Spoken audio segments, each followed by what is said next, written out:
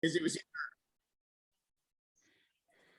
Hey, look, it's a recording in progress. And hey, y'all, we're back. Hi, my name is Stephen Rabinowitz. My name is Jay Kaplan.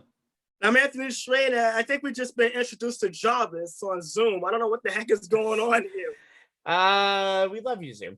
30 degrees warmer and the playoff action is hotter. That's not the only pun you'll get this week. Welcome to the NBA Conference Semifinals edition and a bunch of other stuff too of On the Sports Lines. On today's edition of this menagerie of summer sports, we have the NBA's Elite Eight, an unfortunate and way too early Knicks postmortem. The Islanders being the Islanders, which is a domination thing, and I don't think I would have said that in the pre-Barry Trotz era.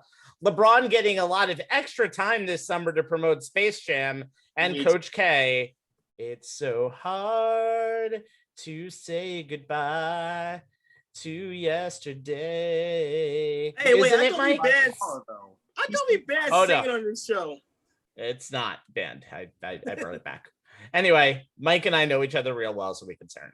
Anyway, let's start it off with the NBA. So first, the fans have returned to arenas, some to full vaccinated capacity around the United States. But with the increased fan capacity caused some incidents in round one. Russell Westbrook got popcorn thrown on him in Philly. Trae Young got spat on in MSG. John Morant and his parents were harassed and blatantly being racist to in Utah, and Kyrie Irving had a water bottle thrown at him in Boston. Jay, have these incidents really taketh away from the love of the fans coming back into the arenas? Yeah, I got to tell you, Rabbi, I'm as happy as the next person that the world has gotten to a place where we can allow fans back into NBA arenas, especially in time for the playoffs. There is nothing like the palpable support fans provide in places like MSG and Wells Fargo. The hometown stars play off the positive energy from the fans. The visiting stars play off the trash talking. It's something that was very much missing from the Orlando bubble playoffs last season. And while most fans are respectful human beings who understand that it is a privilege, not a right, to attend an NBA game, and that each of the players on the court, no matter whose laundry they wear, are a person, actual and whole. But every time there is an incident like the ones you mentioned, it puts all fans in a bad light and reignites the accusations by the players that the NBA does not do enough to protect them from this type of behavior. I mean, it's great that all of these jagoffs were caught and banned from attending games in the future. And sure, if it results in criminal charges, that's great too. But maybe it's time to permanently move the player benches away from the courtside seats to reduce these types of interactions. Maybe it's time that the players started suing the fans who pulled this crap, because you know that the fans in the front seats are hoping the players come after them so that they can sue the player, even if they intentionally provoke that player. In light of that, it was great to see the week that Westbrook got the popcorn dumped on him, that a judge in Utah threw out a $100 million lawsuit that was filed against the Jazz and Westbrook, according to an ESPN report. From the lawsuit in question stems back to an incident that we talked about on this show in March of 2019 during a Thunder Jazz game, in which a pair of fans were banned from the Jazz arena for taunting Westbrook and getting in his face and being generally unruly and racist and just flat out mean at Westbrook, who at the time was playing for the Thunder. I mean, guys, the fans who take it too far, basically baiting players to come after them because they think, they paid however many thousands of dollars for those courtside seats, that they can say things to the players that they would never say if they came across them on the street, because they know that a guy like Westbrook would kick their ass. Wizards guard Bradley Beal, Westbrook's current teammate, had an interesting take on this. He knows that most of these types of fans, they're cowards. They don't have the guts to confront anyone truly face-to-face, in part because they know the players have nothing to gain and everything to lose by retaliating. However, Beal said he doesn't feel less safe on the court these days. Here's the quote: "Because I know no fan would try me individually. You can throw anything at me, but you're not going to approach me and try nothing. I know that. I feel good. Yeah, we should be protected as players because we're not able to retaliate and respond in ways in which normal human beings would do. But we have a job and a career that we need to protect. but I would like to see the league in some of these arenas have a safer and maybe protect the players more type of environment. But I wouldn't say less safe. I don't want to use my hood term, but these hands work. And to borrow a line from a story that in The Athletic by the esteemed David Aldridge, who is one of the best basketball writers of my generation. Here's the quote. He put, "At what point does your anger, inebriation, overcompensation start to grate on the people sitting near you or their kids? Why does the only way for you to show your love for your team involve you showing your ass as well?" So, I mean, whether they're crossing the line with what they're shouting or spitting at players or how they're making the in-game arena experience a negative for the other fans around them, the bad apples need to be dealt with in a way that makes other fans stop and think before they try going down the same path. I love what Wizards coach Scott Brooks said when, with fans like that, they just need to stay home. Here's the quote. "Your thinking is barbaric. Stay home. We don't need you. We don't need your dollars. Just stay home. Get away from us. Let the fans enjoy it. Let them enjoy it with their families and cheer us on, heckle us, scream at us, say we stink, or, oh, you're our best player and you're 0 for 6. Keep doing that. We love that." Those are the type of fans we are happy to have back in the arena. And I agree. You know what, hey guys, help me figure this one out. Okay, we went an entire year because of the pandemic without no fans, not going to games, having to watch on TV. And now we're finally getting a chance to go back to the arenas, go back to stadiums, go back to sporting events, having some kind of normalcy. And this is how you behave when you get an opportunity to go back into arena. Look, I'm with Stephen A. Smith. Yes. There are days I do agree with him. Yes. This is one of them. I'm with Stephen A. Smith. I'm with LeBron James. I'm with some of these guys that say, you know what? We need to publicly put these people's identities out there because we know for a fact that when the players do something, their identities are everywhere. Like their player cards get turned into a mugshot in a heartbeat when they do something wrong. Look, I've been saying this for the longest, and I've told you the stories of when I've gone to games, particularly a Met game when they were playing Washington Nationals. This one guy was taking a little too far as his heckling with Bryce Harper to the point where the entire section of 105 got him kicked out of Citi Field, and I hopefully permanently banned.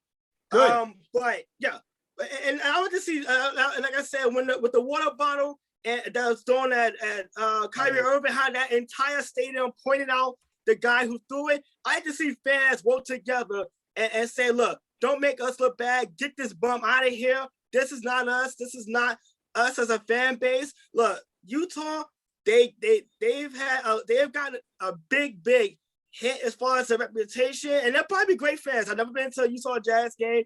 Probably some great fans. Obviously, John Morant's family can back that one up because they had great fans too, except for a few knuckleheads who took it way too far. Look, I look at it like this: the league for years have needed to do a better job of protecting its players from this fans and heckling. And I feel like, you know what? They needed to put more of a zero tolerance policy in place.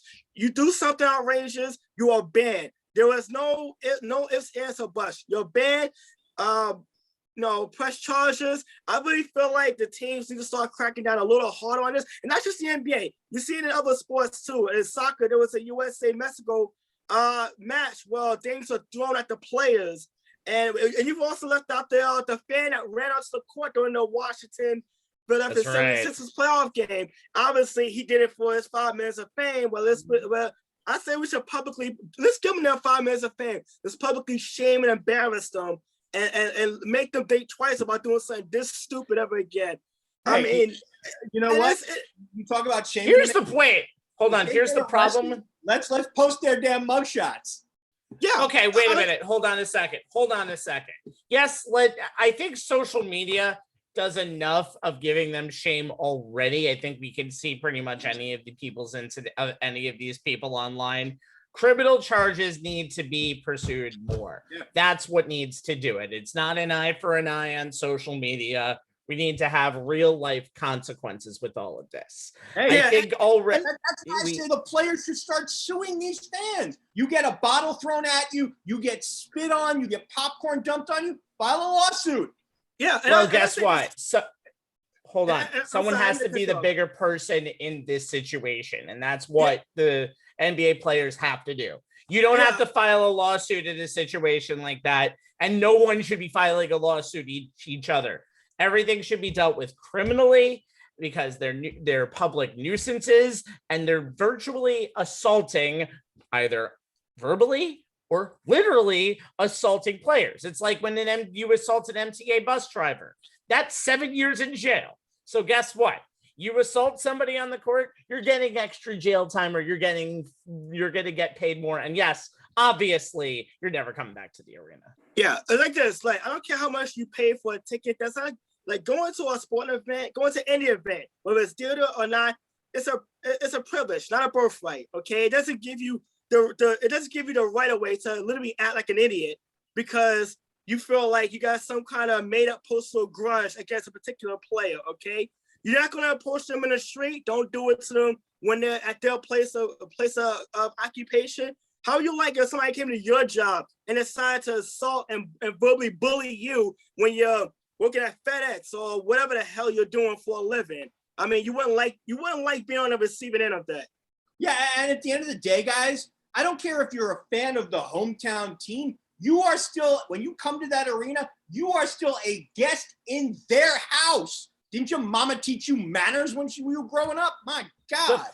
Define their house, though. Hey, MSG is the Knicks' house. I don't care if you're a season ticket holder. When you set foot in that arena, you are a guest of the team who is there. Let's just be fair. It's not a guest of the basketball players. They're also guests. They're people who are showing up. Well, no. They're not guests. The basketball players, as Anthony put it, that's their office.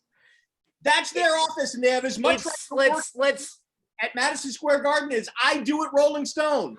We have to move on, but unless Dolan kicks you out, of course. Oh, that's a completely different story. And there's your Dolan bashing for the week. Let's move on. All right. Let's just be frank. Although tonight's game has been pretty much played within a 2 to 4 point span for pretty much the entire game, mostly on Milwaukee's side. 2 games into their Eastern Conference Final Series, the Bucks Nets is the worst act 2 since Caddyshack 2. Pick your sequel, but that's my sequel I'm going with. Let's examine the disappointment of Milwaukee and, at least so far, the uprising of Brooklyn. Anthony, your MVP of this series so far. So far, it's been Kevin Durant. Now, but I'm still kind of rocked by the Caddyshack 2 reference. Oh, God, that movie was so bad. But anyway. Terrible. Yeah, Jackie Mason deserves so much better than that. But besides the point, this is 2 years to the day that Kevin Durant tore his Achilles in Game 5 of the NBA Finals against Toronto. And you think about this, he suffered an injury that a lot of guys, Kobe, Patrick Ewing, DeMarcus Cousins, struggle to come back from. And he looks better. He looks better than ever, which is surprisingly. And you look at his numbers, and this has been his most efficient season playing alongside James Harden and Kyrie Irving. But look at the Nets' first 7 playoff games, not including tonight, of course, because it's still going. Kevin Durant's numbers, 32 points a game, 7 rebounds, 2 block shots, 55% field goal percentage, 50% 3-pointers. By the way, those 3-pointers, 90% of those attempts were contested and 91% from the free throw line. Look, we saw this in Game 2. We scored 32 points. When Kevin Durant can get to his spot, it's literally pick your poison. He can get his shots up because he can shoot over everyone. We've shown that he can even shoot over Giannis Antetokounmpo despite his long wingspan. Look, when he gets to that right side, that right elbow, and he's been proven to be virtually unstoppable. Tonight is a bit of an off night, something that kind of opened the door for Milwaukee to win this game tonight. They needed an off game from Kevin Durant because he had been literally lights out and efficient, but still plenty of time left. And we know it's tied, and it's tied again as of just this moment. And Durant can put up like 15, 20 points in a quarter very quickly. So right now, he's been the MVP of the series. That's not to take away from Kyrie Irving, of course, who has been equally lights out in James Harden's absence, and has been a really good ball distributor as well. I mean, the entire Nets have really played well. Obviously, you have the X factors to kind of point out, Jay and Rabbi, But the entire team as a whole has been phenomenal, particularly that game too. There were blowouts, and then there was the ass whooping they gave Milwaukee a couple of nights ago in game 2. When you're playing that well, it is just it's just a trickle down effect, and just at least by your star players. And right now, Kevin Durant has been the star that the Nets was hoping they signed 2 years ago in free agency. And especially without pretty much one whole minute of James Harden this entire series, the Nets were a 500 team in the Big Three era post the Harden trade, with Durant and Irving only in the lineup, and in the first 2 games, just dominant, especially with Durant. Irving's been a little pedestrian, but everybody else, including my X Factor from last week, Blake Griffin, really stepped up in those 2 games in Brooklyn. Speaking of an X Factor for the Nets, Jay, go ahead. Yeah, and Rabbi, Kyrie and KD combined, they're 16 of 41. I think his mic is cut. Hold on a second. Down. Jay, there we go. Sorry, guys. I was just checking the box score. You guys were talking about KD and Kyrie. They're having an awful night. They're 16 of 41 from the floor, 4 of 12 from downtown. My X Factor coming into this series is a guy who may not seem like an X Factor to some people, and that's Joe Harris. But on a team like this with Durant and Irving and Harden when he's healthy, he's the one who benefits most from their playmaking abilities, getting open looks from beyond the arc. And if he's not knocking them down at his NBA leading 47.5 clip, this offense suffers. The Big Three only account for 85 points per game when all 3 are healthy, which we know has not been a thing this season and now into this series. So Harris dropping 15 to 20 a game as the 4th option is key. The other reason he's my X Factor is that due to the health issues of the Big Three, Harris has often been the 3rd option, which increases his offensive responsibilities even further. So far in this year's playoff, at least in the first round, he did the job. He averaged almost 35 minutes a game, up 4 from his regular season average, scored 13 points per game, which is down from his regular season average of 14-1, but he was dropping it from beyond the arc at a 51.5% clip. I mean, the Nets' average margin of victory over Boston was better than 15 points in the 4 wins. So the games were over early, and they didn't need big games from Harris. First 2 games of the Bucks series, with the team being minus James Harden, Harris stepped up his production. 16 points per game, 52% from the floor, 50% on threes. Harris had 19 in game 1, in which Brooklyn only won by 8, despite some fourth quarter garbage time. 19 points, 7 of 11, 5 of 9 from 3, backing up the 54 from Durant and Irving. Game 2, guys, we know this was a colossal ass whooping by the Nets.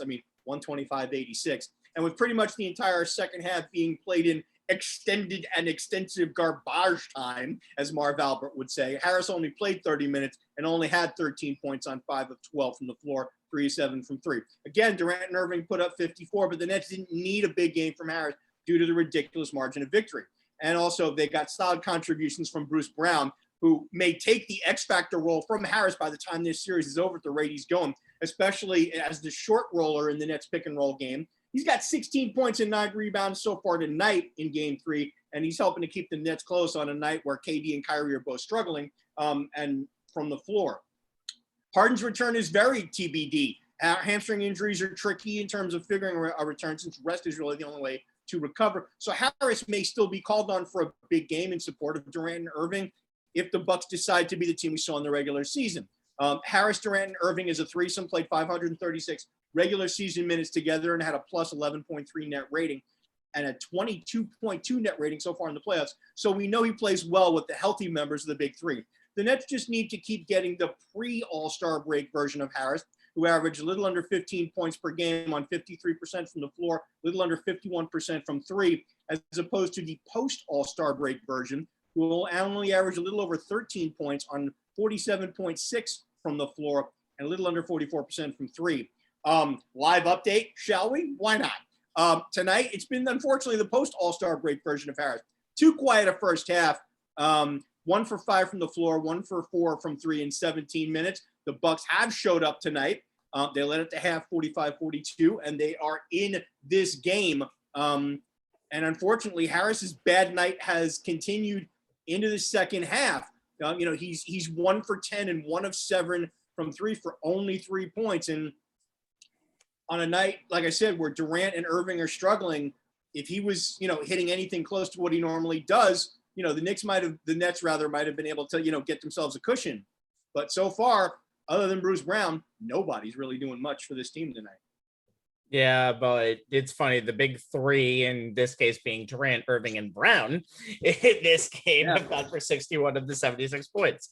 For the Milwaukee Bucks, obviously, it all begins with Giannis Antetokounmpo, regular season hero, but a person who has been lauded for some of his soft postseason work. And if you saw the dunk that Blake Griffin had on him in game 2, you're all of a sudden thinking back to, is playoff Giannis a thing?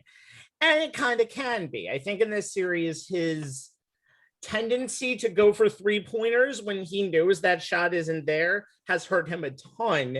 And in the beginning of this game tonight, Giannis consistently went inside for the first quarter and then started to take 3 threes. And here we go again. Giannis is a guy who needs rhythm, and Giannis is a guy who just needs to be aggressive. If Giannis went to the hole every single time against Brooklyn, he would be a 40 to 50 point scorer. Brooklyn just doesn't have the body to go up with Giannis, and Giannis gave Blake Griffin 3 fouls right away in that first half, including the worst ever challenge I've ever seen in a game, which Nash basically wasted on Giannis, and then Giannis responded with a 10-second call at the free throw line.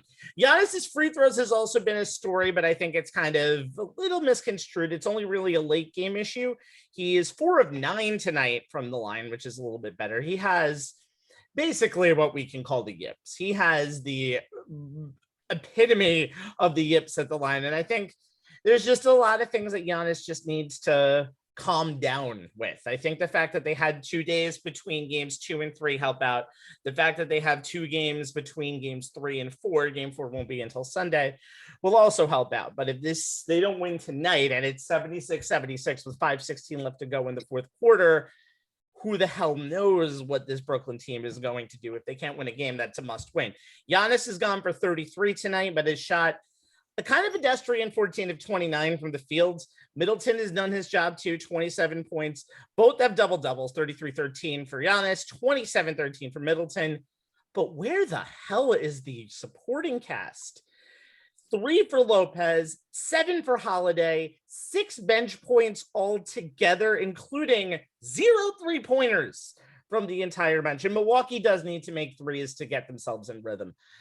Guys, I think Milwaukee they lose this game. They're kind of proving the paper tiger status that has been smeared with them all week.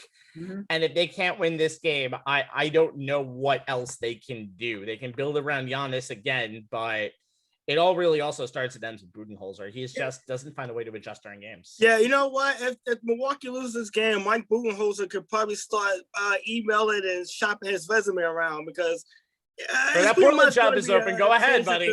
Yeah. Here's the thing that really surprises me, guys. I mean, the Bucks are so good during the regular season. They put up numbers. Their guys do what they're supposed to do. Drew Holiday proved to be the acquisition that we all thought he was going to be. It's almost like how, we used to say the Warriors would flip a switch during the postseason, or LeBron's Cavs teams would flip a switch in the postseason and just turn it on. It's almost like the Bucks flipped the switch off. I mean, do they overthink as a collective? They definitely overthink, it seems like. I don't understand why they do. They have the talent. They know Budenholzer's system works because of what they do in the regular season. I don't understand why, as a collective unit, the minute the postseason starts, they seemingly, when they run in, they get out of the first round, okay, but whoever they run into in the second round or the third round, they just cannot seem to get out of their own way. It's a simple game, guys. You dribble the ball, you pass the ball, you shoot the ball. You know what? Yeah. I mean, hey, look, we're getting a 90s-style basketball game. I mean, low scoring. Whoever gets the 90 wins. The Bucks defense seems to be solid tonight, but it's both sides are. It's very funny. As I said before to you guys in the pregame, I don't know if these two teams know how to play an 80s style game, which is what makes this very interesting. before we do play-by-play of the last 4 minutes of this game, let's move on to the fact that Milwaukee has not been able to take advantage of a woeful shooting night by the Nets. Brown is the only net who is shooting better than 50% from the floor tonight. If they can't win a game where both Durant and Irving cannot seem to find the bucket and Harris can't seem to hit anything, they don't deserve to win this series if they can't win tonight. Tonight, they are set up to win, and they are shooting themselves in the foot. 8 of 34 for both teams in this fourth quarter, and it's still not done. Okay. Guys, other series are going on too. I know, shocking, right? The other series in the East features the surprising 5-seeded Hawks taking on the 1-seeded Surprising Sixers. only to you. It's surprising to the fact that they're this good. The West series are all chalk, believe it or not, and I picked the 7, 6, and 5 seeds in my predictions. 4 seed and only team in town, Los Angeles Clippers against the 1 seed and only team in town all the time because it's Utah in the Utah Jazz. And then you have upstarts facing off when the Phoenix Suns take on the Denver Nuggets in the 2-3 matchup. Spoiler alert, neither of those teams were actually favored to win round 1. By the way, all 8 of these teams, me and Anthony over here, were not even born the last time any of these teams hoisted Lord Larry O'Brien's statue above their heads, which is surprising because you and me, Anthony, we're getting up there in age. Yeah, you know what? Talk about the 76ers. I think I may have been like less than a week away from being born when they won a championship. In 1983, I mean, that's a very long time. It kind of shows our age a little bit. It does, but notice how we only said 2 people here. Yeah, well, it kind of shows my age that I actually was not only around, but old enough to enjoy that series. By the way, celebrated it. By the way, 6 teams haven't won a title. 6 of the 8 teams haven't actually won a title. Jay, let's start with Motown Philly, second Boyz II Men reference, and Hotlanta. Nice. I like the Motown Philly reference. Well done, Rabbi. Here's this is gonna take a bit, so hang on for the ride. This is a series of basically first 2 quarters of game 1 and the 6 quarters since. Hawks owned those first 2 quarters in game 1. Phillies pretty much owned the last 6. Almost coming back from that ridiculous deficit to almost steal game 1 and putting away game 2 once their bench finally decided to show up. It's why this series is 1-1. The Hawks are a missed late 3-pointer by Bojan Bogdanovic from being down 2-0. Then again, if Philly actually shot better from the line and beyond the arc in the second half of game 1, Bogdanovic's game-sealing 3 wouldn't have mattered. To say that the Hawks punched the Sixers in the mouth in the first half of game 1 would be a Grand Canyon-esque understatement. Trae Young came out of the gate on fire. He got whatever he wanted. He hung 25 on the Sixers in the first half, torching Danny Green in the process. Sixers small forward just could not stop the Hawks point guard on those middle pick and roll sets that the Hawks used to beat the Knicks into submission. Young got into the paint and either scored on his patented floater. He led the NBA in buckets off floaters with 115, or he kicked out to his shooters, and he led the NBA in assists off drive to the basket, and his guys seemingly hit everything, 16 of 30 from 3 in the first half, 20 of 47 for the game. When he did miss, it felt more like a glitch in his programming than anything the Sixers did defensively. The Sixers, here's the numbers for you for some context. The Sixers allowed just 180 corner threes, 2.5 per game in the regular season, tied for second fewest in the league. You'd expect that. They're the number 2 ranked defense. But they allowed the Hawks to go 8 for 17 from the corners in game 1. Those 8 makes tied for the second most in those 17 attempts, the most against Philly this season.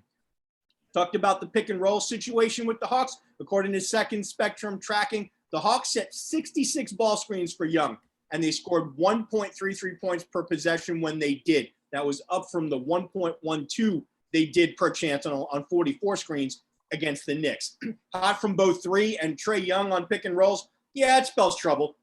Sixers were down 12 when Rivers went to his bench unit, largely due to the Sixers' inability to hit threes, unlike Atlanta, or control the basketball, turnovers galore. And then game 1 went off the rails for Philly. That 17-0 run put them up 29, and that pretty much, the game seemed to be done. I was throwing things all over the place watching it on TV. Then the Sixers on tape delay, by the way. Yeah, on tape delay. I appreciate you guys not, doing the spoilers.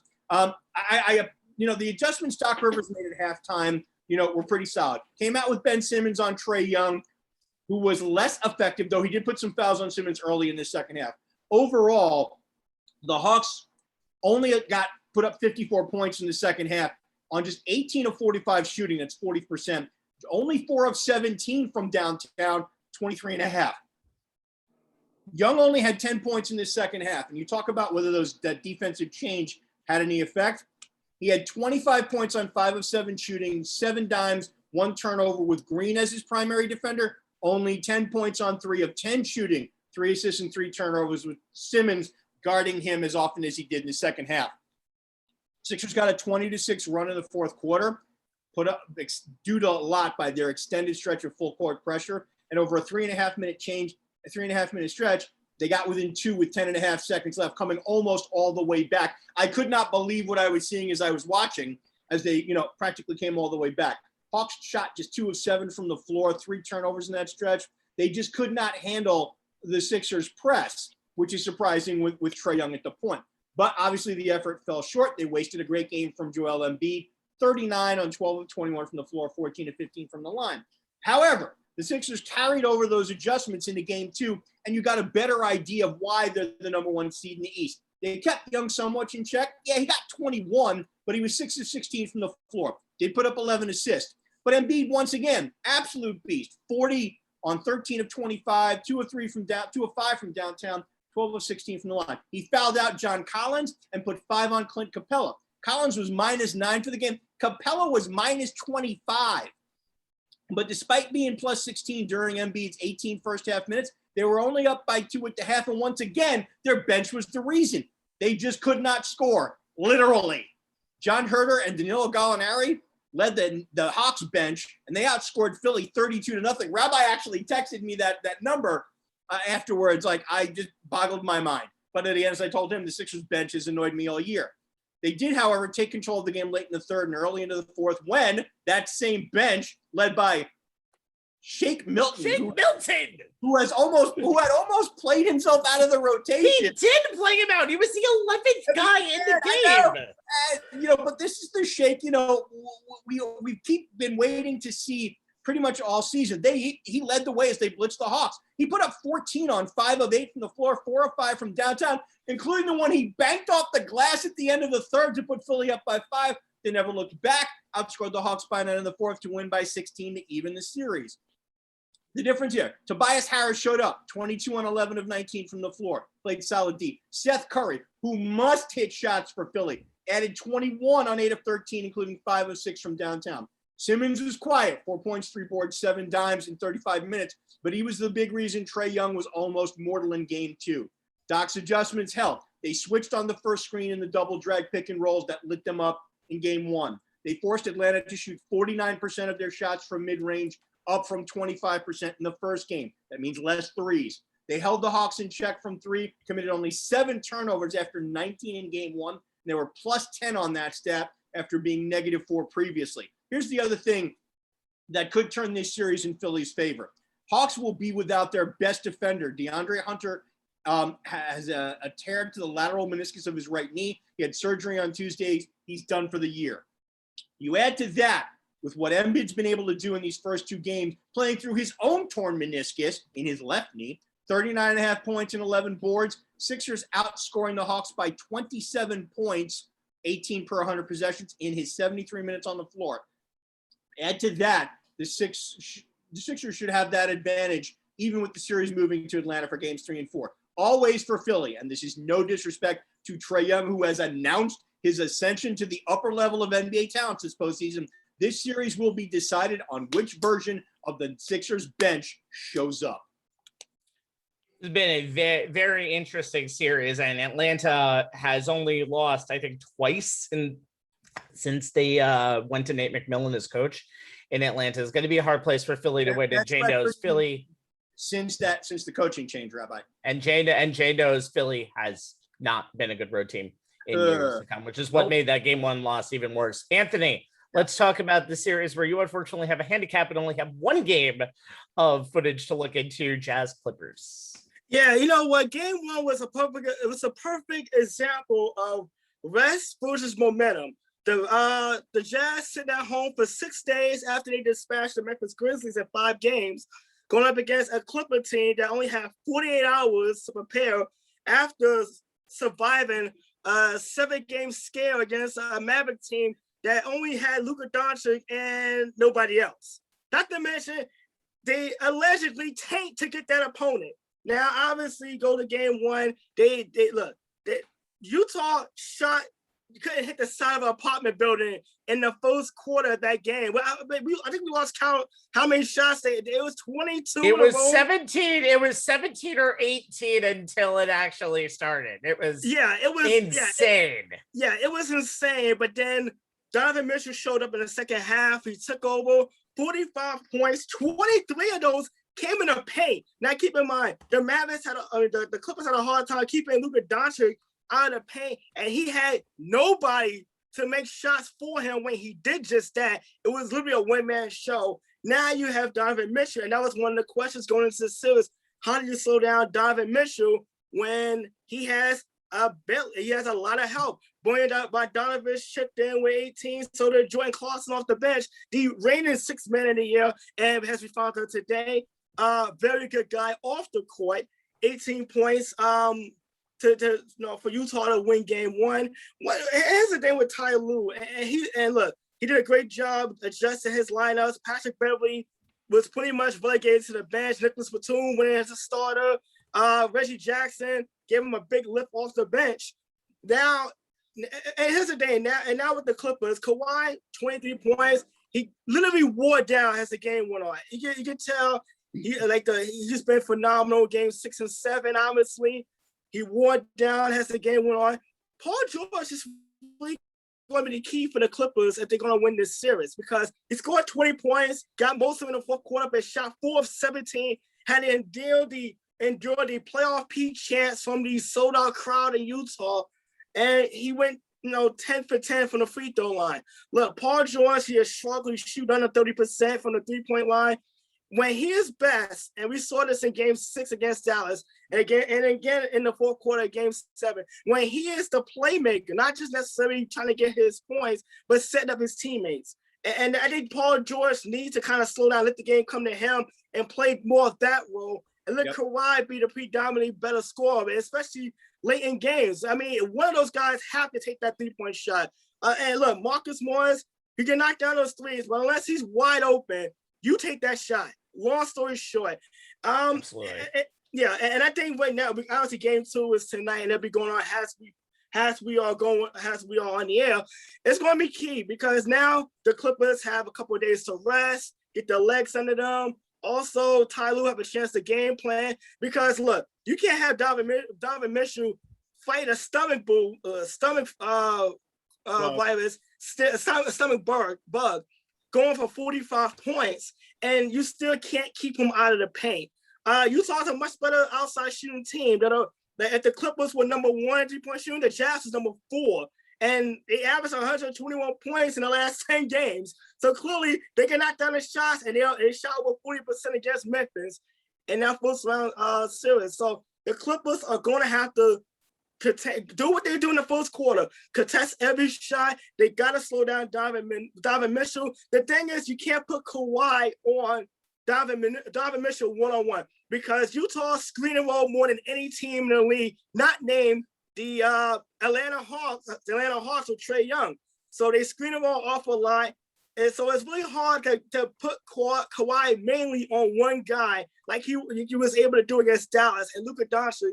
And the Mavericks play a lot more one-on-one. So it's going to be very interesting to see how Ty Lue, who he throws at Mitchell as far as length, maybe quickness. And Patrick Beverley is not exactly a good matchup for the Clippers trying to guard anybody these days, let alone a Donovan Mitchell who won't be sick in game 2, but still. Wait a minute. Is it the flu game? Because we know that there's been infamous talk about how bad the food is in Salt Lake City from what we've learned from The Last Dance. Yeah, you know what? Utah really does have a habit of basketball players playing under the weather. I mean, we've seen this in '97 with a certain number 23. Now we're seeing it, but at least this time it's working in their favor and not exactly against them. And by the way, Donovan, here's a tidbit. Donovan Mitchell, 45 points. You want to know the last player to score that many points? No, for the Utah Jazz. The Jazz. Darren Williams? Karl Malone? No.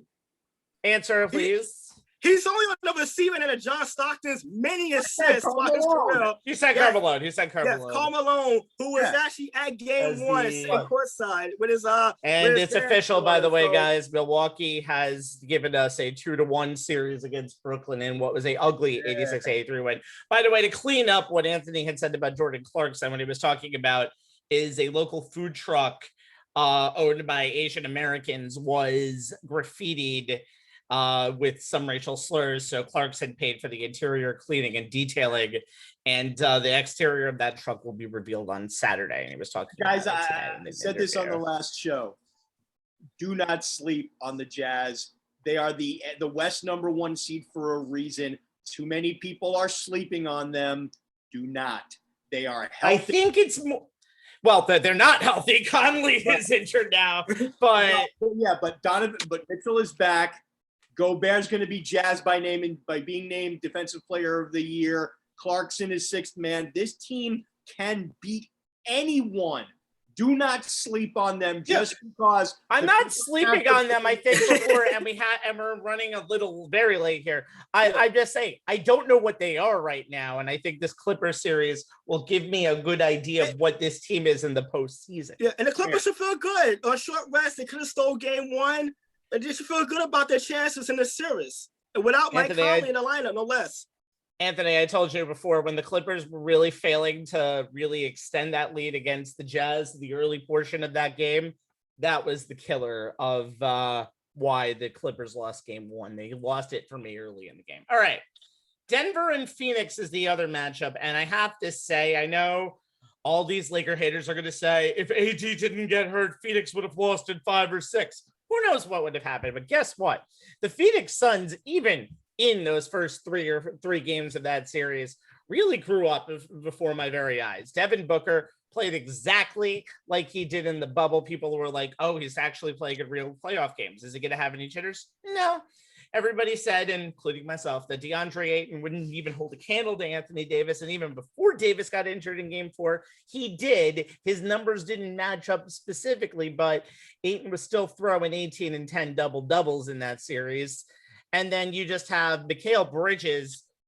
You have Cameron Payne, who, when Chris Paul, who was not healthy for that entire series, he seems to be a lot better now.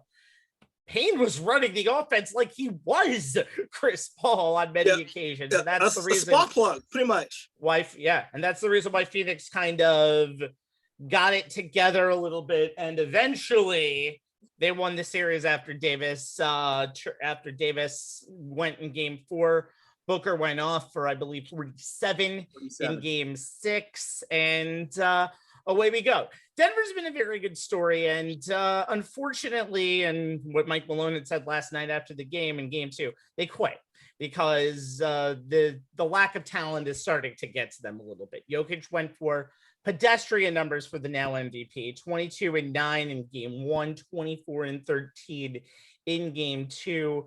Michael Porter Jr. not really the same player that he was in certain points. He had won the Phoenix series, in the Portland series in game 6. He was making 3-pointers like they were going out of style. But Porter has struggled. They really haven't been a Robin to Jokic's Batman. Meanwhile, Jamal Murray, Rabbi. Yeah, this is where of course, this is exactly where they're missing Jamal Murray. Meanwhile, Phoenix has 5 Batmans, pretty much. Their starters have gone for double digits in each of the first 2 games. Bridges 23, Crowder 14, 8 and 20 and 10, Booker 21, Paul just your typical 21, 11 and 6, and went off in the fourth quarter of game 1 last night. Same thing, Bridges 6. They didn't need to do a lot because they were pretty much in control in that whole first half. That second half was just they provided their own spark. Torrey Craig got 10 off the bench, Payne 7, Saric 6, Johnson 7, and then everybody else in the starting lineup averaged from 11 to 18. I have to say right now, don't sleep on the Suns either. I should have stuck with my guns and went with the Suns to begin with, but a lot of people jumped off their bandwagon when they saw their round 1 matchup. But right now, with Monty Williams in tow, the Phoenix Suns look like the team we expected them to be in the next iteration of what happened in the bubble last year. Phoenix, the crowds are amazing. We've seen some good playoff crowds. You don't hear anything about the Phoenix crowd at this point. They are loud. That is a tough place to play. I am very interested to see what happens with Phoenix going forward. They're going back to Denver for games 3 and 4. Who knows what's going to happen? But right now, Phoenix looks just as much of a contender as anybody. By the way, Rabbi, you do a Batman reference. Phoenix Suns are 4-0 in this postseason wearing the black uniforms at home. The only loss, they wore the purple alternate uniforms. That was game 2 against the Lakers. They're 4-0 in those all black unis. I think they should stick to it when it comes to playing at home. Yeah, maybe. And Rabbi, the Suns have not had a guard center tandem play this well since the days of Nash and Stoudemire. So it's going to be interesting to see just how far Booker and Ayton can take them. Actually, I'm going to correct you. Not since Diana Taurasi and anyone, she's paled in the backcourt these days. They play better defense. They play better defense too, considering the fact that Mike D'Antoni was coaching those teams. Moving on to a much better and defensive-minded coach of the New York Knicks, the current one. A 103-89 loss to the Hawks 8 days ago brought the Knicks' most successful campaign in 8 years to a bitter end.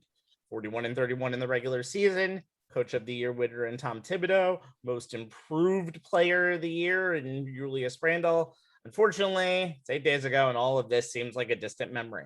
But the Knicks have a lot to hang their head on. So let's move back and let's move forward with the New York Knicks. Anthony, what do you see as the reason that the Hawks prevailed? And with anticipation finally lying in the 21 offseason, what did the Knicks actually do? You know what? I mean, the Knicks roster was very limited. And Tom Thibodeau did a tremendous job this year getting the best out of what he had on that roster. Julius Randle taking this game above and beyond. But after game 3, those limitations were exposed pretty much. I mean, the Atlanta Hawks had more outside shooting. They had guys who could knock down those jumpers, even when Trae Young was bottled up in certain key situations. But when you look at the Knicks offensively, they really had a hard time getting anything going in a half-court offense. Julius Randle with 3-4 guys. And I actually mentioned this a few weeks ago, how would Julius Randle handle the playoff pressure where the defenses are now focusing on him squarely, and there's 5 eyes on him all the time. And we got to answer through 5 games, and it wasn't good. You know, he turned the ball over an awful lot, only averaged 19 a game, really shot the ball terribly. But then you look around too, and maybe I was the one in the minority who felt that Tom Thibodeau shouldn't have moved Derrick Rose into the start lineup. I understand the move because he needed something. Like the Knicks had got out to slow starts for those 2 games, but it was at the detriment of the second unit. And now Derrick Rose being the only guy who can really get into the paint and attack the Atlanta Hawks defense with any frequency, you take him from the second unit. Now the second unit has a hard time of getting the offense gel. Alex Burke is a much better off-the-ball shooter than having to facilitate. Obviously, Jay, you've seen him, with the 76ers, so clearly you can agree with me with that one. Yep. The Knicks pretty much was shown by the Atlanta Hawks how they can build their team moving forward. They got to have some outside shooting. I mean, Julius Randle and RJ Barrett are building blocks. Those are your 2 guys you can go moving forward. This is not going to be a great free agent class. So I think the Knicks should be very conservative as far as who they can add. They need to upgrade the point guard position. I would love to see Derrick Rose come back, but more as a guy coming off the bench. I'd love to see Taj Gibson come back as well, because I think Nerlens Noel has played himself into a bigger contract, and I think he may go elsewhere. He may go to Los Angeles, and the Lakers need a shot blocker, and we saw they desperately need one because Andre Drummond was terrible, and we'll get more into the Lakers in the next segment. But yeah, without question. And I looked at some options. Obviously, Kemba Walker's name has popped up, but with his price tag, I don't think that's a great idea. But Rabbi brought up somebody that we all forgot about in this whole Nets resurgence, and that's Spencer Dinwiddie. He's a free agent, and you don't need a scorer. You need a guy who can facilitate and maybe pick and choose when he can take his offense. We've seen him how big of a piece he was for the Nets 2 years ago and helping them get to the playoffs when he was playing alongside D'Angelo Russell. In this case, now you just need somebody to facilitate and kind of make it easier for Randall to be more of a finisher than has a point forward, which he really struggled with. The Knicks, look, it was a disappointing end. The crowd was on fire at Madison Square Garden. It was great to see it.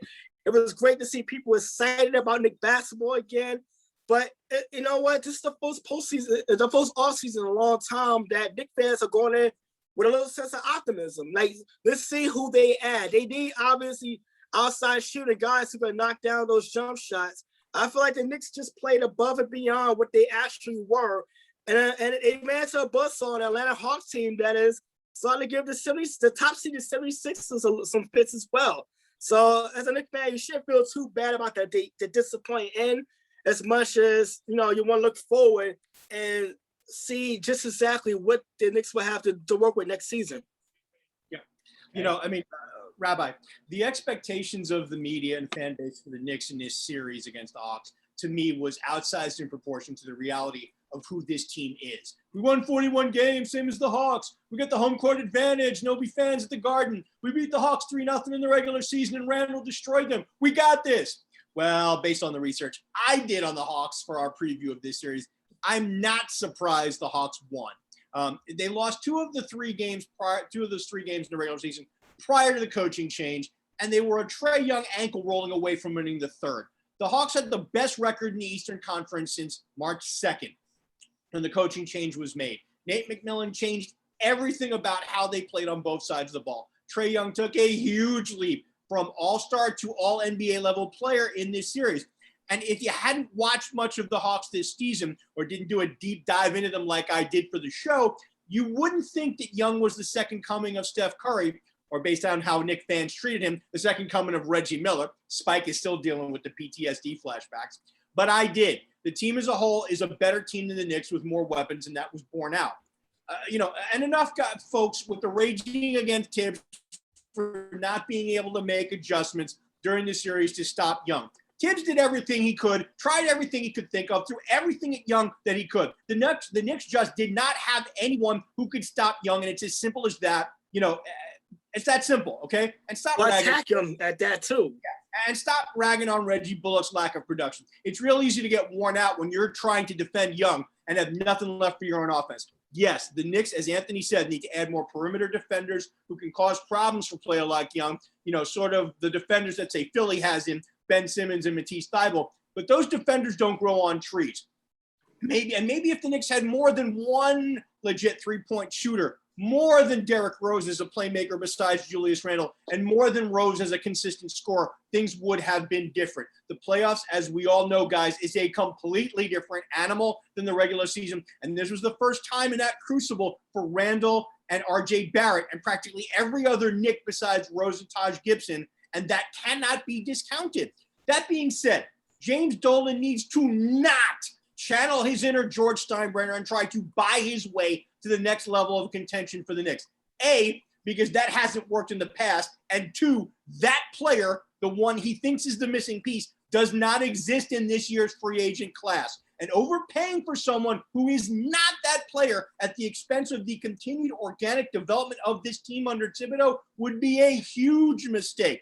The Knicks need to keep and make good use of their draft capital, not throw it away trying to get someone who is not going to be who they think he is. What Tibbs did with this team was impressive as hell, and it got him the Coach of the Year award. The over-under, guys, on how many wins the Knicks would have this season by Vegas sportsbooks was in the 21 to 22 neighborhood. 22 and a half, especially. I looked that number up a many times. There you go. Rabbi and I had gone back and forth about Coach of the Year between Tibbs and Monty Williams, and I understand, Rabbi's argument why he was all in on Monty Williams at Phoenix.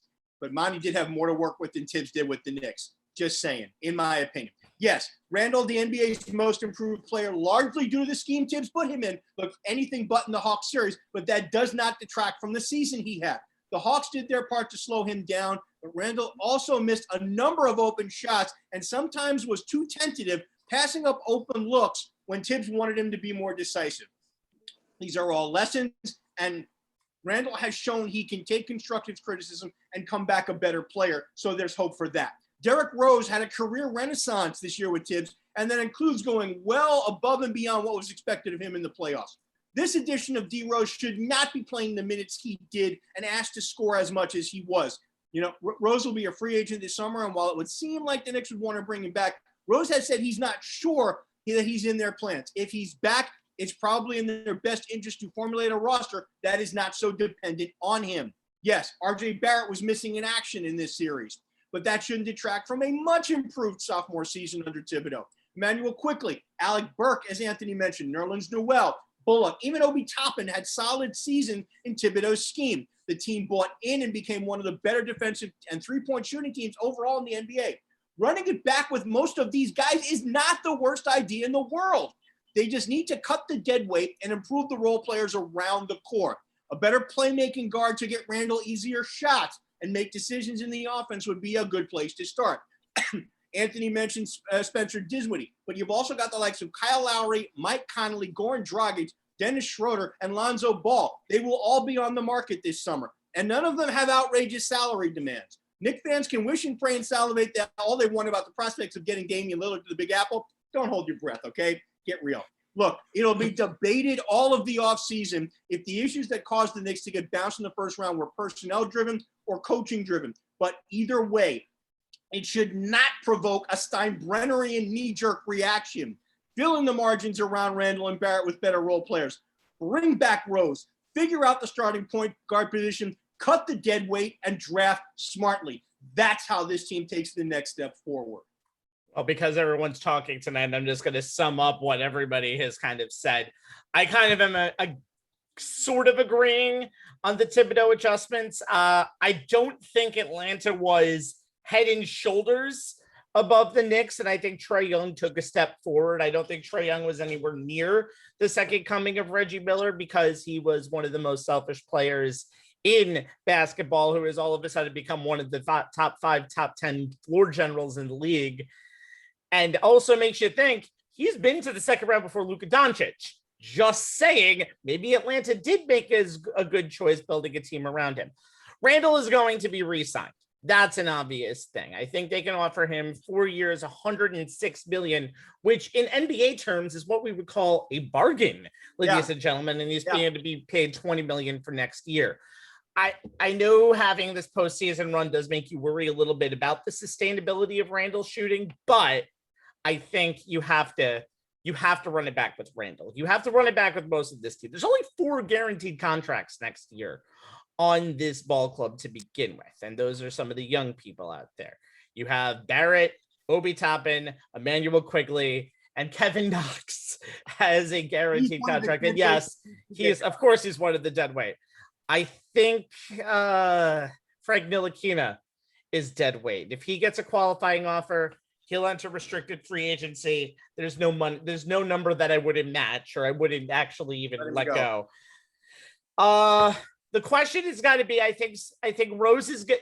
The Rose you're going to need to sign long-term, but you can probably get him cheaper. Same with Gibson. And obviously you can't depend on Rose for the minutes that you had before, but you do need to make him the floor general of the second unit and put him in a position where he can be a 6th man of the year nominee. There are a lot of good choices out there. I do like the floor generals. I think Chris Paul is going to stay with the Suns. I don't even think that's even an option. Conley is too injury prone for me. Schroeder would be a good choice because I think they need somebody in that starting lineup who's not a black hole. Yeah. They need somebody who's not a black hole in that lineup. I'll tell you why in our next segment. Well, we'll talk about that in a second. But also you have some good scorers out there like DeMar DeRozan, Norman Powell, or Kelly Oubre Jr. They just need points. They need people who they might have to take a quiet step back defensively or learn how to readjust some schemes, like learning how to defend from three a little bit better, because Atlanta could take as many 3-pointers as they wanted in this series, but they need to find some ways to score more. They can run it back, but they can't exactly run it back, Jay. What happened this year was a lot of catching lightning in a bottle. What happened last year, was catching a lot of lightning in a bottle, I think. And I think from what we've seen in Tibbs's future years, especially Minnesota, I think we have to realize that, especially in the NBA, you can't lean on a 41-31 season. You don't have to be Steinbrennerian, but you do have to kind of mix and match what you have. You don't have to lose your identity, but you can't stay with the same exact roster and expect the same results. Running it back, but improving around it. The core you want to keep and run it back with. It's the margins around that core that need to be improved. And your comment about DeRozan, I've always liked his game, but here is the thing. He is the kind of player that Dolan will overpay for, thinking that he is the guy that will take him to the next level, and he's not. Why? Because he plays the same position as R.J. Barrett, and you kind of don't want to do that. I like Rosen. They need to go in a different direction there. And also with DeRozan, his game, he's a mid-range player. Yeah. He kind of caused a pain for Julius Randle and R.J. Barrett, so that's another problem in itself. He does not hit from three. He does not have the first step. I'm mentioning names, but I think actually the real choice is Norman Powell in that spot, because I think he's a good spacer, and I think he's a guy who, again, I don't need a big-time scorer. I just need somebody who can fill a spot and you can depend on to be a starter. And obviously that answer. They don't necessarily need scorers. What they need are shooters. And they need shooters, and again, not black holes. That's simply as that. That's one of the reasons why they lost this series. All right. The king is dead. Long live the king. Sorry, I was a bit grim there. Let's rephrase. The Lakers' reign at the top only lasted 1 year after a Game 6 loss last Thursday night against the Suns, giving Phoenix a 4-2 series victory. The victory is LeBron's first ever series loss in the opening round, and the first time since 2010 that a LeBron-led team that led the playoffs, which, by the way, includes 3 stops, didn't end up in the NBA Finals. Yep. Jay, what does this mean for LeBron, and what does this mean for the future of this particular Lakers squad? Well, I mean, as I said in our production meeting, in terms of his legacy, getting bounced in the first round is disappointing, but it doesn't really change anything from that standpoint. Yes, LeBron is getting older, and maybe he's not as invincible as we thought he was during last year's run to the title, but he's still LeBron. However, if he's more likely to get injured as he gets older, and if Anthony Davis will never be an 82-game Iron Man, then the Lakers need to improve the cast around their alphas, and it's imperative that they do it this offseason, especially since the Lakers have a ton of free agents and probably not able to keep most of them. I spoke of the Lakers, 2 stars spending more time on the sidelines together than on the court together on the previous show. They missed a combined 63 games, and the inability of the rest of the Lakers to even remotely pick up the slack was exposed both during the regular season. Remember, they were 21-6 when Davis went down the first time, and again in the series against the Suns when he went out again. LeBron was not 100% either during the series, and then the team lost KCP and Alex Caruso, 2 of their key role players. The Lakers have 8 free agents: Dennis Schroeder, Caruso, Andre Drummond, Wesley Matthews, Taylor Horton-Tucker, Markieff Morris, Ben McLemore, and Jared Dudley. They could have as many as 10, though, with Montrezl Harrell likely to opt out of his player option because we all know how unhappy he is with his diminished role, and the team will likely waive the non-guaranteed contract of Alfonso McKinney. Who? Don't worry about him. Only James Davis, Caldwell Pope, Marc Gasol, and Kyle Kuzma are under contract for next season, and Gasol could very much retire or go back to Spain, which were the same rumors surrounding him last summer. The captain obvious thing this team needs to do is get more shooting around James and Davis. They shot an anemic 29.9% on threes overall against the Suns, second worst among the 16th playoff teams, and 30.2% on open or wide open shots per NBA.com stats. Only 2 Lakers, James and Gasol, shot above league average from beyond the arc in the playoffs. Having a healthy Davis would have definitely helped, as him simply being on the floor draws multiple defenders, leaving shooters open with good looks from three. But LA needs another shooter or two who can knock down triples in the 38 to 42% range. Their cap situation is not going to make it easy to get players like that, but that is the number one priority. They also need to figure out the center position, and adding more playmakers would also help. Improvement from Schroeder and Horton Tucker would solve that need, but Schroeder's an unrestricted free agent and didn't perform like a 20 million plus player this season, which is the contract he's been looking for annually. And there are concerns about his postseason fit alongside James and Davis, particularly his spot-up three-point shooting and his pass versus shot decision-making, the fact that he's a little on the short side. He did not play like the player he was with OKC, and that version of him is who the Lakers need. It's ironic, guys, that three of the players the Lakers allowed to leave after winning the title would have solved all three of these issues. Danny Green, who has done a solid job as a 3-and-D wing, and Dwight Howard, who has done a solid job as Joel Embiid's backup, both for my Sixers, and Rajon Rondo, who has done a solid job at the point guard position for the team down the hall at the Staples Center. He's there. He's there. Maybe, but still, he would have been a little bit above anybody else they currently have. This is a crucial offseason for the Lakers, guys. And if they want to keep LeBron's championship window open a little longer, they got to put a better team around him. And also JaVale McGee, which is a double, is also getting very little minutes with the Nuggets. And they are part of the reason why the Sixers are so much better this year. Absolutely. Anthony? Yeah, you know what? I'm with Jay here. Only in the bizarro, lacking logic, I hate LeBron world of Skip Bayless and Michael Rappaport do losing the first round and for the first time in your 18-year career somehow soils your career accomplishments. Never mind the GOAT of all time started his playoff career 1-9 and lost to Alvin Robinson and the Milwaukee Bucks, but that's another show for another day. However, you know what? What it does to LeBron James is simple, and we saw this 2 years ago. It gets him to refocus because we saw 2 years ago when the Lakers missed the playoffs, LeBron missed a lot of games, and we were labeling him as old. You know, Stephen A. Smith. I agree with him early on the show, but I have to rag on him now. Please, thank you. Yeah. Put the world order back. He's saying the window of opportunity is closed. They're never going to win it. They're never going to win another championship in the Anthony Davis, LeBron James era. I sound too much like him. I'm sorry, but I think it's almost like, and my father said this. It's one thing to be a gambling man, but it's another thing to walk away and know when you need to stop betting and when you keep losing. And we keep betting against LeBron James, and every time we do it, it's like we're so ready to kind of put that next player, best player in the game, like flavor. I call it the flavor of the month. We're so quick to do it because we got LeBron James fatigue. He's been doing it for so long, but there's a reason why he keeps doing it for so long is because he keeps getting challenged. And now, if you're LeBron James, you're sitting around, you've been slandered, you've had thoughts thrown at him. And now it's like, okay, now it's time to refocus. Now I feel like part of the problem was Lakers felt like they could just flip the light switch on and off whenever they felt like it.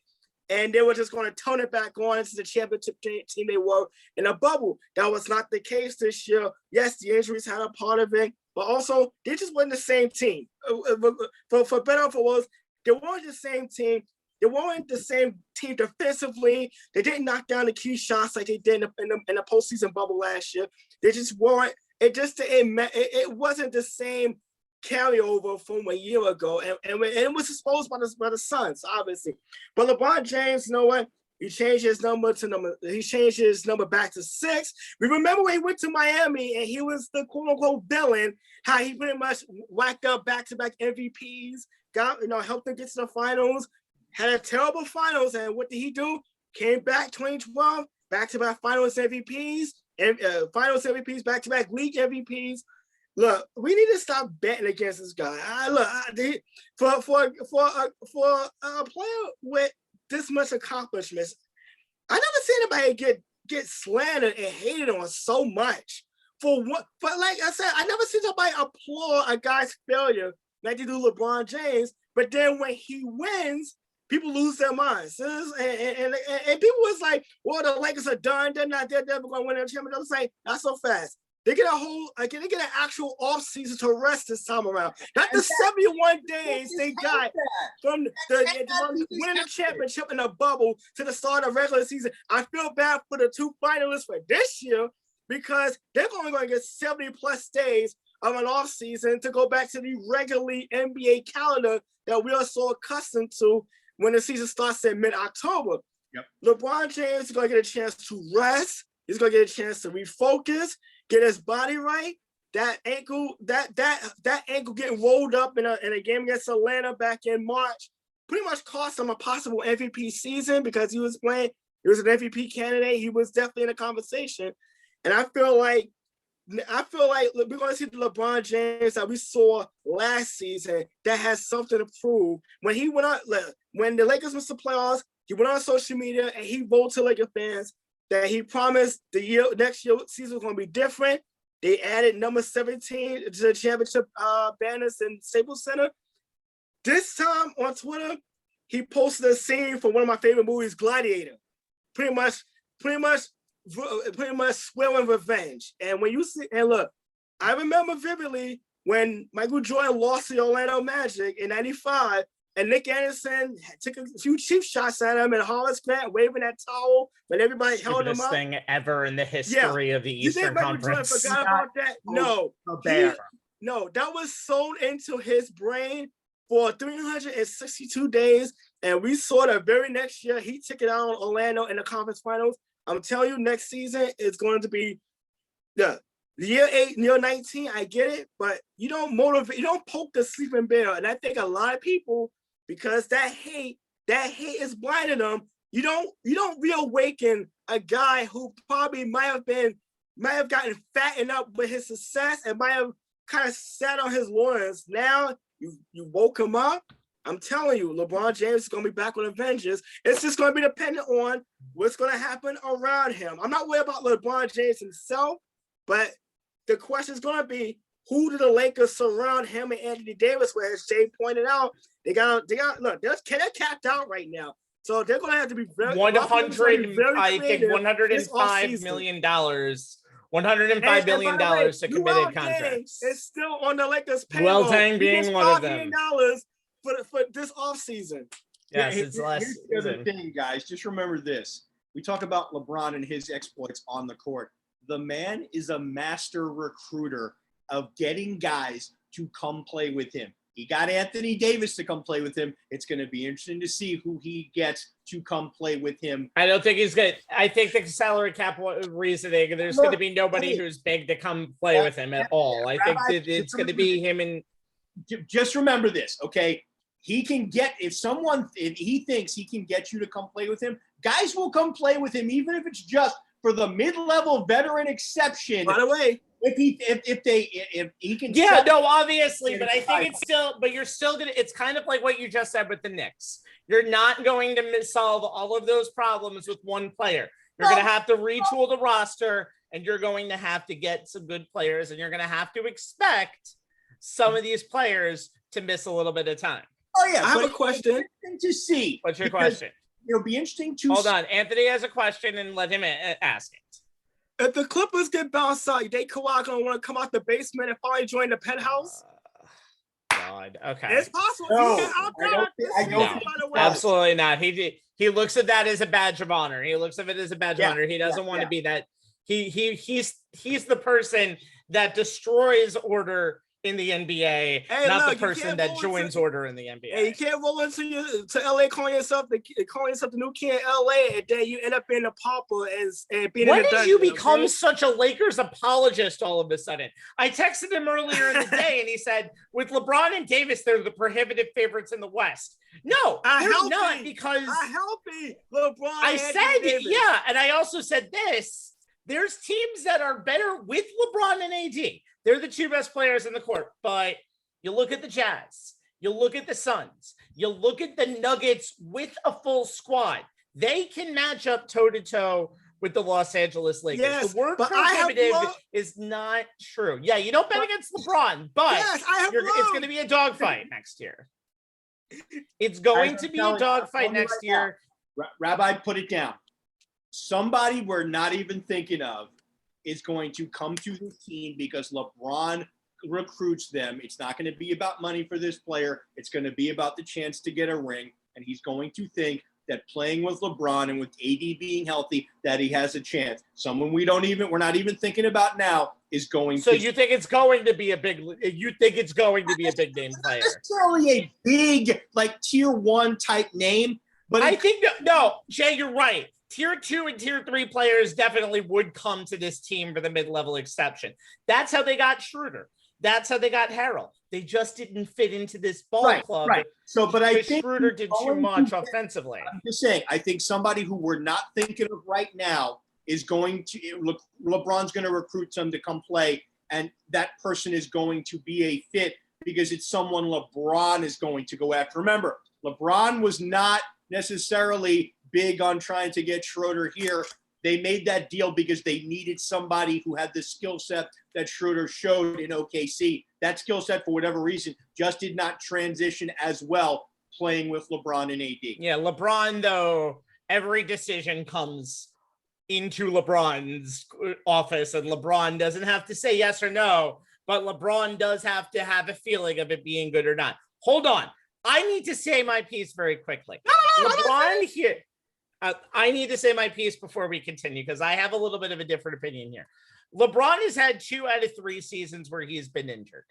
I'm just saying, watch his age. He's 38 years old. He has more susceptibility to injury. 36. I'm sorry. Will be 37 next year. But he will be more susceptible to injuries when he's older. That's a fact. Anthony Davis hasn't played too many full seasons. He usually plays 70 or less games, and you need a 100% Davis, and there were points out there when Davis just couldn't play. You're lucky the Phoenix Suns just attacked him in game 6 and got him out in 3 minutes because he wasn't ready to be on the court. Nope. I'm just saying, you're never always going to catch lightning in a bottle again. Those two may not, and that's why you need the team around him, because you can't have the team that you had on the court this year when they were not there. You can't do that. And you can't be in a position where it's LeBron and the LeBronettes. No, you can't do that. So not anymore. So that's one of the reasons why I do think the Lakers need to be very active this offseason and get better. If that mystery player is coming, bring him onto the team as much as he possibly can. This is one of those cases where maybe you should have ran it back, because when you win a title, kind of like, and I'm going to mention the Tampa Bay Buccaneers, they're bringing back every single member of their Super Bowl winning roster in 2021, because if it ain't broke, don't fix it. Hey, look, new dynasty: LeBron, Anthony Davis, and Lola Bunny. Okay, I'm taking those 3 over anybody in the Western Conference. I'm telling you. One more thing I do have to say about the bubble. Yes, I think that I was Caruso right now. Hey, Caruso, I'm just saying. You just turned on the GOAT. First of all, Anthony, shame on you. Number 2. By the way, one last point I do have to say. Yes, the bubble affected the Lakers. That cannot be discounted in any way, shape, or form, but wasn't an excuse going into the season. Yes, they hated it going into preseason, but when you get on the court, all excuses are off. They play the same schedule. They were tired at times, but injuries don't necessarily correlate to the bubble. There were supposedly some more injuries that happened this year, but the Players Association said this was a standard year for injuries. But I do have to say, the Lakers, it's not just a magic wand that, oh, we're going back to a regular season, everything is going to be okay. No, stuff like this will happen more often. Sorry to say. Moving on, finally. On to the NHL and the New York Saints, New York Islanders. After a 6-2 victory last night over the Boston Bruins in front of a raucous barn, the Islanders made it back to the NHL's Final Four, I have to say those words this year, for the second consecutive year, or, if you want to be really precise, for the second time in 9 months. However, for all the success that the Islanders have had against the Northeast, Boston, Pittsburgh, Philadelphia, Washington. When it came to Carolina going below the Mason-Dixon line or their opponent this round, Tampa Bay last year, here come the Tampa Bay Lightning again. That's the team who eliminated the Titans of the Island in 6 games in 2020. But now they'll be actually playing in regular stadiums. First of all, it's so weird that in 2 completely different playoff formats, with the grind of this season, we end up with Islanders Lightning again in this situation. Jay and Anthony will do the recap of the Boston series. I'll talk about the Lightning. Let's start with Jay. What stood out the most, for me in this series for the Islanders was the goaltending. Semyon Varlamov was not perfect by any means, but when he needed to make a save or win a game by standing on his head, he did. Played the final 5 games of the series against Boston, taking the net after Ilya Sorokin allowed 4 goals in game 1 in the 5-2 loss. Varlamov went 4-1 over the remaining 5 games, 2.26 goals against average, a .934 save percentage, allowing 12 goals on 181 shots as the Isles closed out the Bruins in 6, as Rabbi said. Head coach Barry Trotz said he made this decision to switch goalies after game 1, partially due to Varlamov's 5-1-0 record in the regular season against Boston, where he allowed 13 goals on 229 shots for a .943 save percentage and a .193 goals against average, but also for his mental toughness against a very dangerous Bruins team. Boston did keep Varlamov busy, so at least 40 shots in 3 of his 5 starts, but he was never phased, even when he allowed an early goal or when he let Brad Marchand's sharp-angled OT winner get past him in game 3. He bounced back from that loss, 28 saves on 29 shots in game 4, getting the win, and was keen holding off the Bruins' push late in game 5. Skates were on the other feet in the series win over the Penguins, where it was Sorokin who saved the Islanders after Varlamov struggled and the team lost games 2 and 3. Sorokin played games 4 through 6, 3-0, 1.79 goals against average, .949 save percentage. He allowed 6 goals on 117 shots. Trotz is going to be comfortable with either goalie, and we could see both of them between the pipes against Tampa Bay. And you know what, guys? We may need them both if we're going to knock off the defending champs. It's just whatever feeling that Barry Trotz has, he'll go with it. Like you said, 2 totally different strategies and the same results. Anthony? You know what? I got goosebumps. I say this as a Ranger fan. I got goosebumps watching that game last night and watching the crowd from singing the national anthem, word for word, right along with the singer, to just being. It's been years since I saw the Nassau Coliseum this loud and this raucous, and this is why I say. And we talked about the fans and our opener getting too out of hand. This is the good side of fans being back and the electric environment and the fact that the home team was able to thrive on it. But the Islanders just had a deeper team. I think that's pretty much what it showed, particularly has the series war on. Look, Marchand, Patrice Bergeron, Pastrnak, that line was phenomenal. Yeah. 11 goals, 12 assists, 23 points. The problem was the rest of the Bruins lines did not produce much. Outside Charlie McAvoy, who the Islanders absolutely targeted in Game 6. Got him out for 6 minutes in that second period. There was about 3 or 4 moments when you're thinking they're gonna call a penalty at some point, right? Help the guy out. Like they literally target and single him out. But then you look at the Islanders, everybody chipped in. All 4 lines chipped in. Kyle Palmieri was amazing. Matthew Barzal, a guy I mentioned who had to step it up because he had struggled off on the regular season, scored goals in games 3, 4, and 5 in P's. Brock Nelson with a phenomenal breakaway goal that kind of put the game out of reach. Casey Cizikas added a goal as well. But particularly the game 2 overtime winner. That breakaway goal was a thing of beauty, Anthony. Yeah, it was a thing of beauty, but the cause of it was because it was deflection of a Brewers skate, which is hey, look, you gotta get a lucky bounce sometimes at a puck, the lucky bounce at a puck in the playoffs. The Cizikas and his line do the dirty work for the Islanders game in and game out. It's nice to see him have that type of a moment of glory because it's the payoff for all of the hard work, doing the grunt work, doing the scut work, doing the tough work that the other 3 lines just don't and can't do. And obviously Travis Ajak, a guy they picked up in a trade, he chipped in Game 6, got his first goal, got his feet wet. I mean, you look at the pairing of Palick and Pollock. Yep. No, they did their job defensively, and that's exactly what you need from the top defenseman. They just, Nelson, Josh Bailey. Yes, I know I knew a rabbi with the Josh Bailey song, but it's like, look, blame my niece for that one. You know what I mean? On the games, I had to take it to, and I had to hear that song. It gets stuck in your head once in a blue moon, okay? But yeah, Anthony Beauvillier played very well too. That line overall played very well. The entire team top to bottom was just lights out. The Islanders simply just outworked the Bruins as this series went on, particularly games 5 and 6. They wore them down, and it showed. I don't know how Trotz is doing this. Like, you look on paper, and I was talking about this in the first 4 games. If you look at the paper, the most staunchest Bruin fan couldn't explain to you how in the world this series was tied, because it felt like the Bruins was outplaying the Islanders on everything except the scoreboard. They were out shooting. They were playing by a 2-1 margin for most of that, especially that Game 5.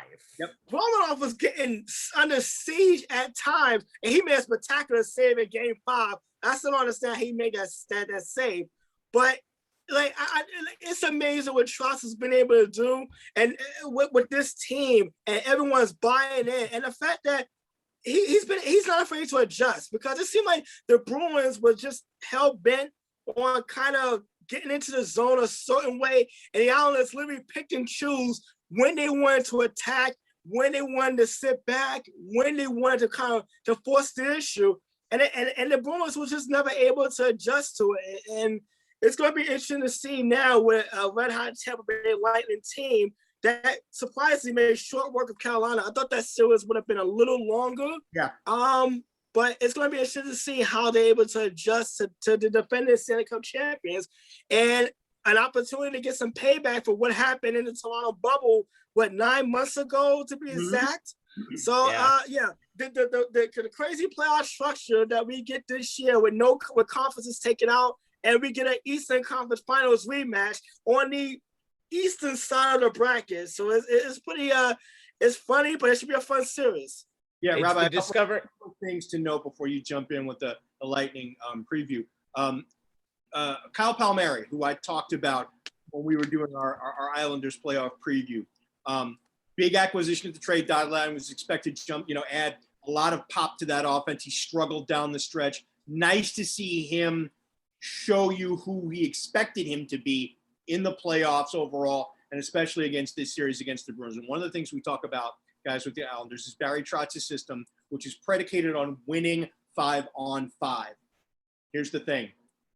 Bruins' only goals in Game 6 came on the power play. They did nothing against the Islanders in 5-on-5.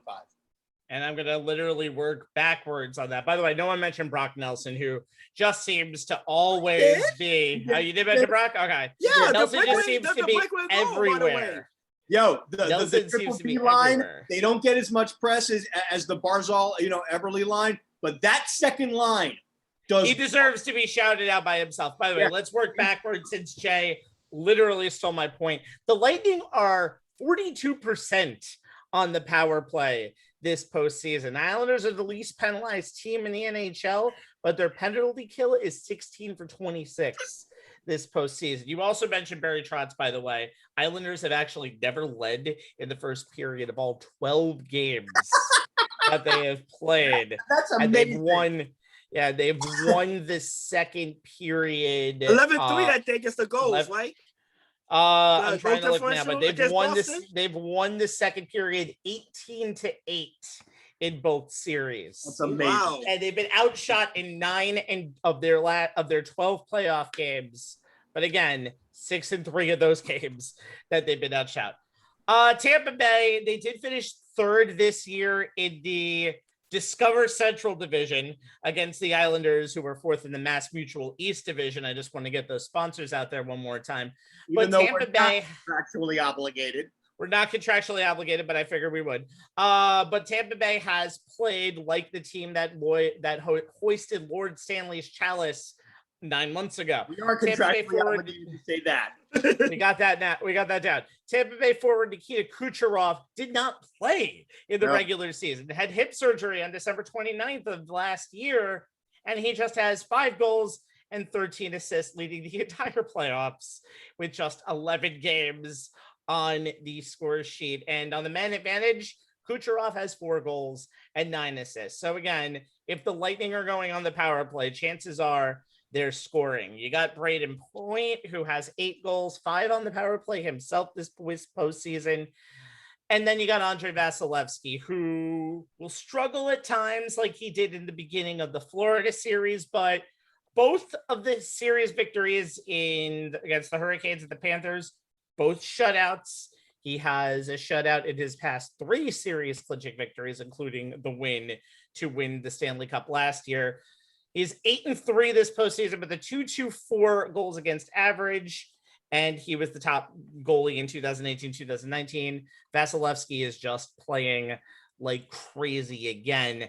Tampa Bay, 8-1 in games where they've had the lead in the third period going into the playoffs, and they were 26-0 in the regular season and 10-0 in the playoffs last season, doing that as well. And then you, of course, have Victor Hedman, and you have Miguel Sergachev,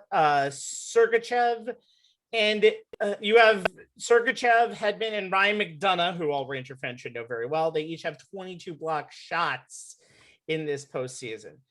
Get on the man advantage, though. The Lightning are very, very dangerous. This is going to be a very interesting series between 2 coaches who, by the way, it's Tampa Bay's 3rd time to the East Conference Finals in the last 4 years. And it's Barry Trotz's 3rd time to the conference finals in the last 4 years. In a league where we have all this parity, Barry Trotz and John Cooper have played each other in this round 3 out of the last 4 years, which is insane.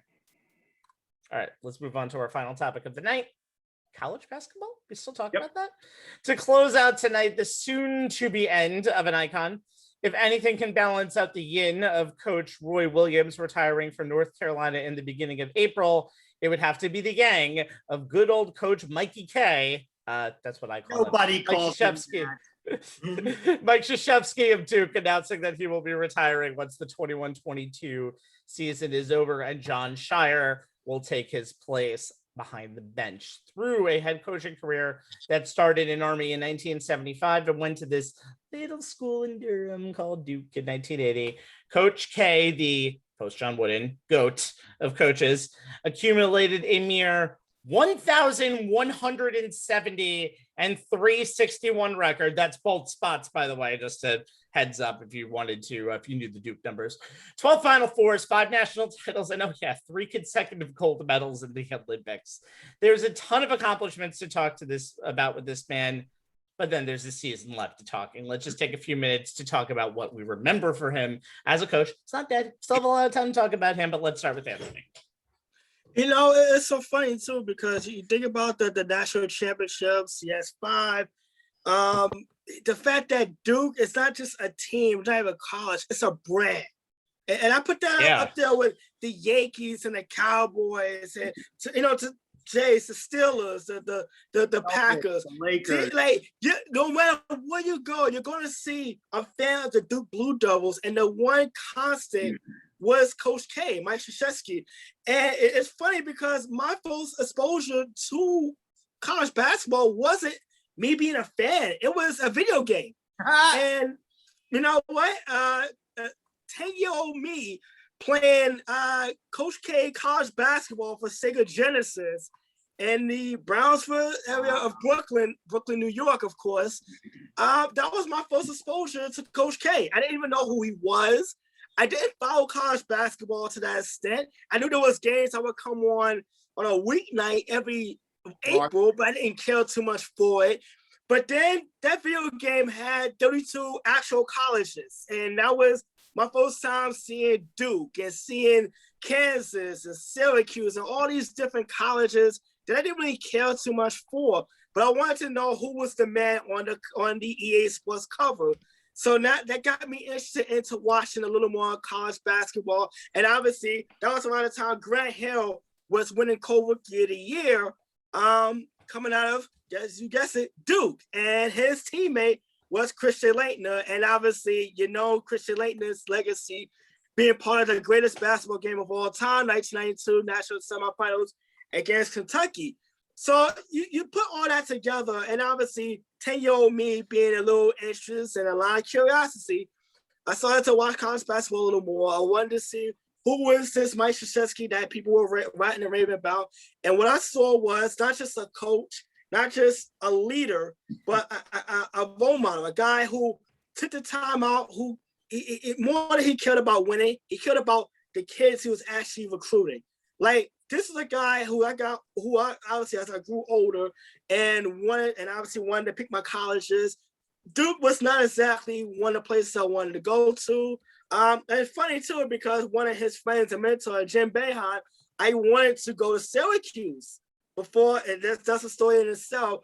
And I got the chance to meet him, and obviously Krzyzewski's name came up when he introduced himself to me, Otsl college trip, visiting campuses that we were trying to go to.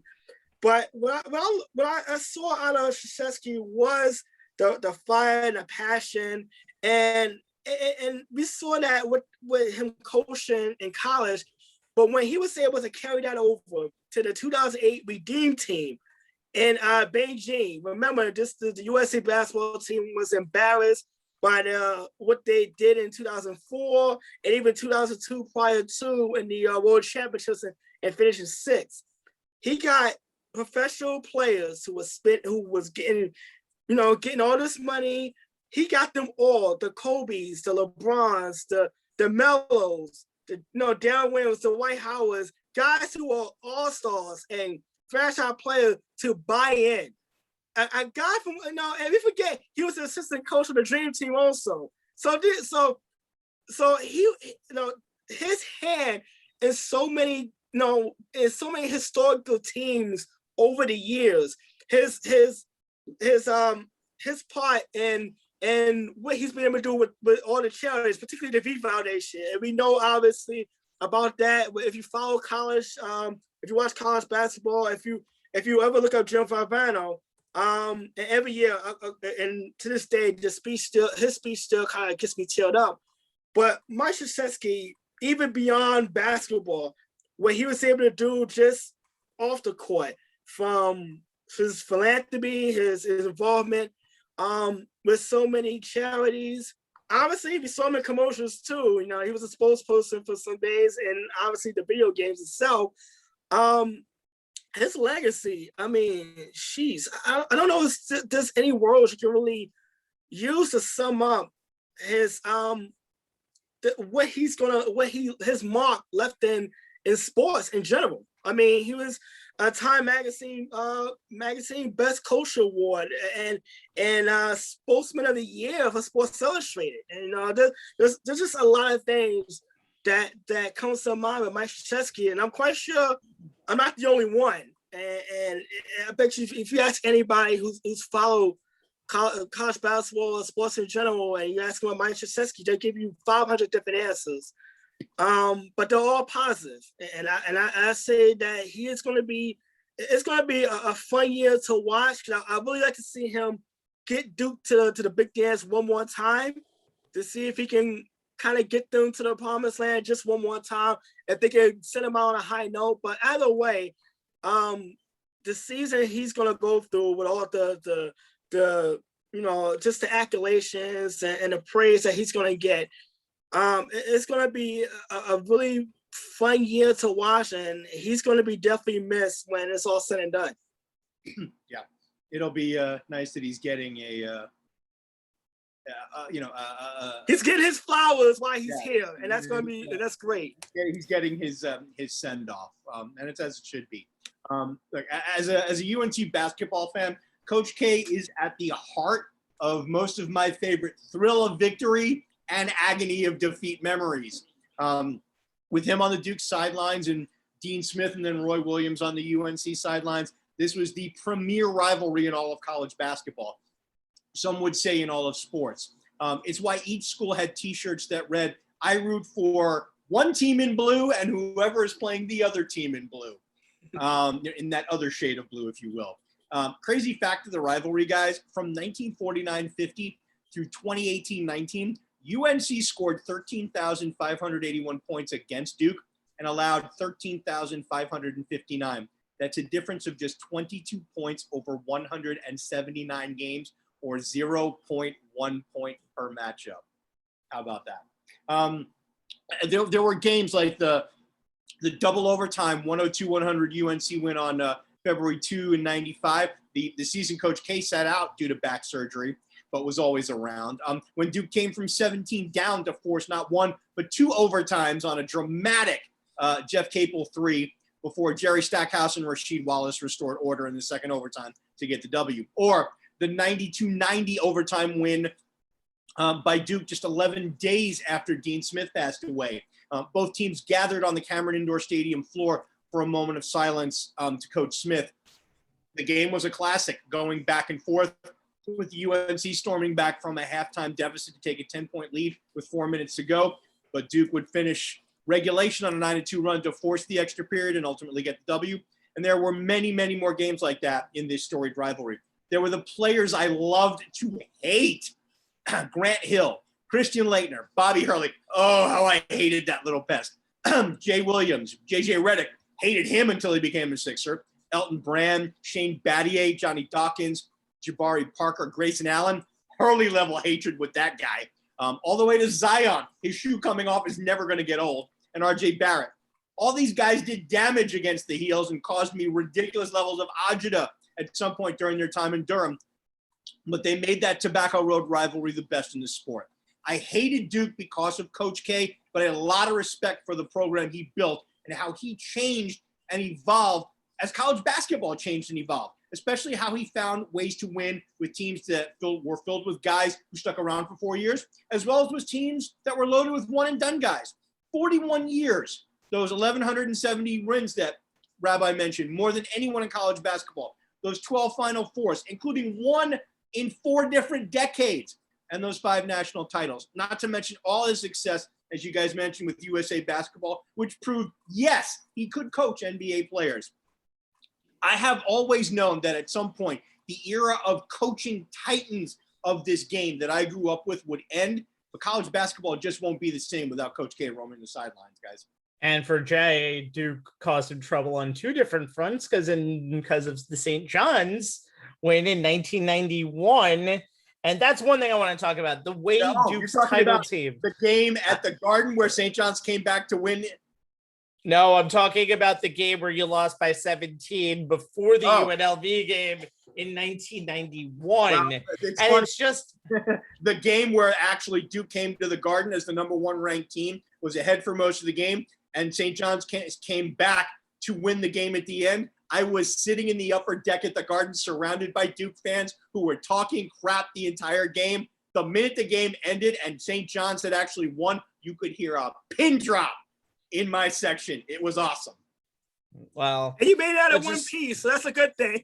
Hey, it's the Garden. He should make it out in one piece. It's all It's my house. I love when they came to Barclays. Don't piss off a group of Duke fans without an exit strategy. Yeah, I mean, not everything is Cameron. I'm just appreciative of the way Duke won their national titles. Jay kind of alluded to it before. Talk about the team from 1991. Get that huge upset over UNLV and then get a win over Kansas to win their first national title in school history. The very next year, one of the most talented teams in history, never lost the number 1 ranking. Obviously, you have the Laettner shot against Kentucky in the Elite 8, go on to easily win their 2nd straight national championship.